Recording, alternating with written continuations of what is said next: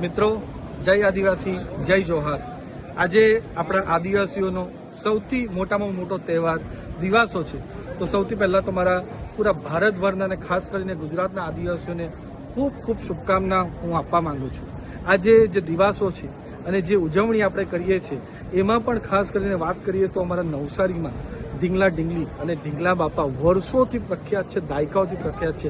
હું નાનો હતો ત્યારથી જ દિવાસોમાં ભાગ લેતો હતો, ઢીંગલા બાપાના દર્શન કરતા હતા અને ઢીંગલા બાપાના દર્શન કરવા હજારો લોકો આવે છે।